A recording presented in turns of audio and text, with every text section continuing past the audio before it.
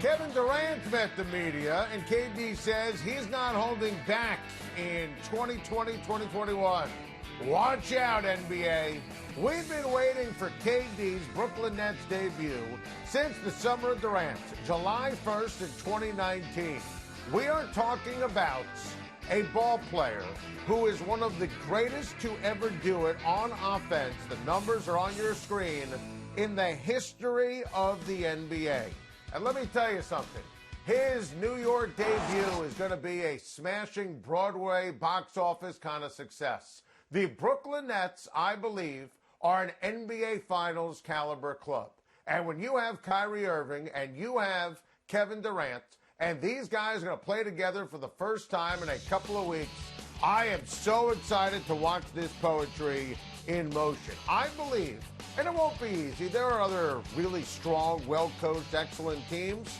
I believe even without James Harden, these Brooklyn Nets can absolutely beat out Milwaukee and Miami and Boston and Philly when you look at the Eastern Conference. I mean, listen, Dinwiddie is someone you factor into this rotation as well. Joe Harris is perfect for Kevin Durant. He's going to hit shot after shot.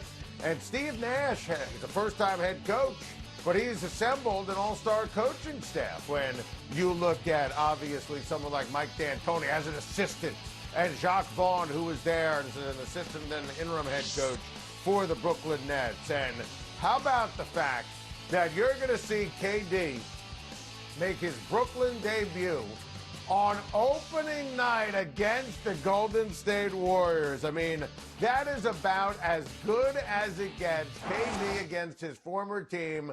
That is going to be worth the price of admission. That's going to be must-see TV. I can't wait for December the 22nd. I was already fired up for KD's Brooklyn debut. Now he's going up against Steve Kerr and Steph Curry in Golden State. Oh, that is going to be sensational. I'm telling you right now, barring anything unforeseen in terms of an injury or anything else, I'm going to take Brooklyn and the Lakers in the NBA Finals. And how about LeBron James? LeBron James got a new contract today, an extension for 2 years, $85 million, and he's going to be under contract through 2023, and he's going to win multiple more titles with the Lakers, including this year. And I love LeBron. He was on Richard Jefferson's podcast, and he's fired up about what the Lakers did this offseason, and why not? I love Schroeder. He is younger and better than Rondo. Harrell, I still can't believe they got him. He was raving, LeBron was, about Gasol. I love Wesley Matthews as well, and I think the Lakers, it's not going to be easy. They're going to win another championship, and as long as you have Anthony Davis, as long as you have LeBron James, you're the leader in the clubhouse. I don't think there's any question about that. Now, Clippers will be in the conversation. Portland, Denver, a team like Dallas, they'll be in the mix and conversation as well. But listen, I believe we're going to see a Brooklyn and LA Lakers NBA Finals. I can't wait for this upcoming season. I believe at the end of the season, Doug Peterson will be fired as the Philadelphia Eagles coach, and he should be. He has earned a ticket out of town. Doug Peterson will always be entrenched as the coach who captured Philadelphia's first Super Bowl, and that's a football-crazy city. But some of the things that have been going on right now in Philadelphia, beyond crazy. And I think that you're going to see the Philadelphia Eagles finish 3-12-1. I don't think they're going to win another game the rest of the campaign. How about Doug Peterson at 20-9, 8:40 to go, fourth quarter, and he needed a field goal. He violated sports and math and logic, going for it, and Carson Wentz threw an interception. I mean, the owner, Jeff Lurie, cannot be happy, and I think that he's going to make a coaching change at the end of the season because, look, you always appreciate Doug Peterson and the team that won the championship, but how long can you continue to pay for the title? Give Peterson credit for decisions he made, but since Frank Reich walked out that door, that offense has not been the same. And listen, we first guessed that with regards to Carson Wentz, we would have benched him before the Seattle game. Obviously, we were spot on. He leaves the league in oy vey place. As in, oy vey, I can't believe he just made that read and turned it over and missed the entire city of Philadelphia trying to throw the football. And this throw on the interception, I still can't believe that Peterson decided at the end of the day to go for that and not kick the field goal. But Carson Wentz is broken. And look, you see the numbers 2017 through 19. And listen, I supported him coming out of North Dakota State. And I was going to vote for him for MVP in 2017 before he ripped up his knee. He doesn't get enough credit for what transpired the year they won the Super Bowl. That was obviously impressive, making sure that Philly had the 1 seed. I mean, just jogged them at the Rolodex back to last year, 4-0, all against the division, carrying no names and ragtags and never will be's down the stretch, 4-0 to carry Philly to the playoffs. Never in a million years did I think this was going to happen to Carson Wentz. Look, preseason, I didn't think the Eagles were going to make the playoffs. Howie Roseman did a terrible job in the offseason. Listen, Jalen Hurts needs to play. Jalen Hurts, and I would have never drafted him, he needs to play. Carson Wentz needs a breather, needs a blow, needs a break. He just can't function out there anymore. The Wentz wagon is broken. I don't think you get rid of him. He's making a lot of money. He obviously can play. We've seen it before at a high level. I believe this is the final month for Doug Peterson as the head coach of the Philadelphia Eagles. And it leads us to our weekly MVP watch, where Aaron Rodgers is number 2 on the list. Patrick Mahomes, number 1.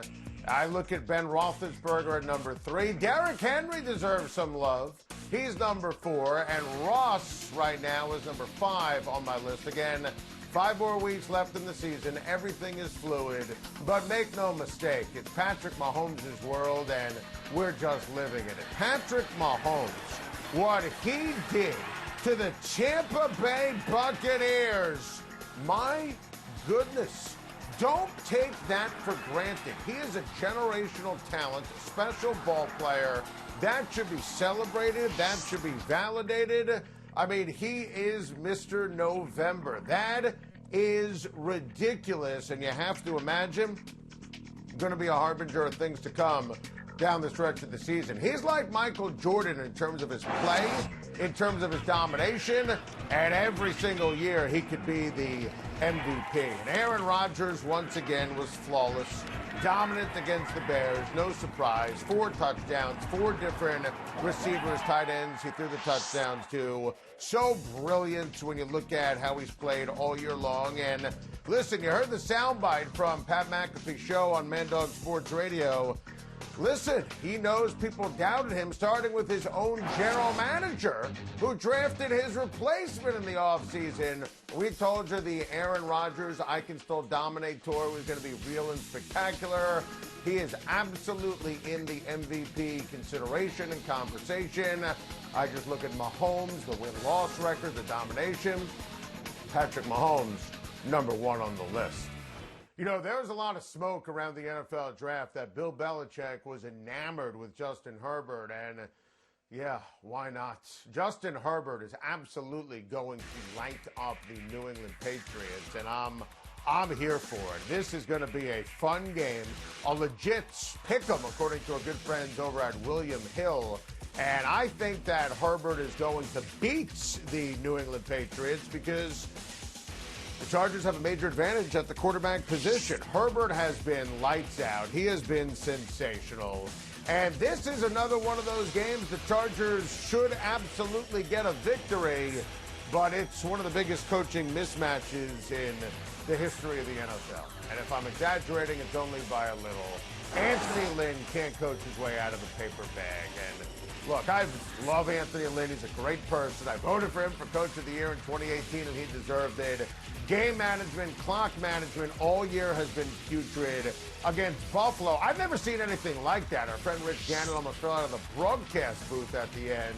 I mean, the nuggets of futility here are just ridiculous. I couldn't even believe that Anthony Lynn told the team, I mean, we're out of it for this year. I mean, you got to fight.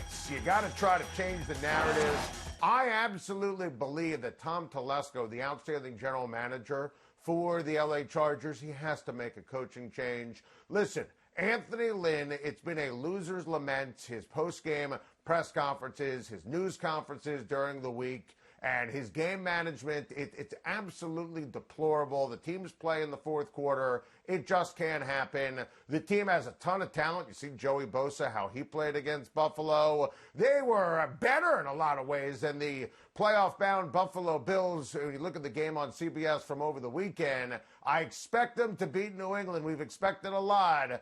I also now expect the Chargers to make a coaching change, and this is not a rebuilding situation. They've got an unbelievably talented, incredibly impressive, light years ahead of the curve young quarterback, and this is going to be an attractive job. You cannot bring Anthony Lynn back for next season.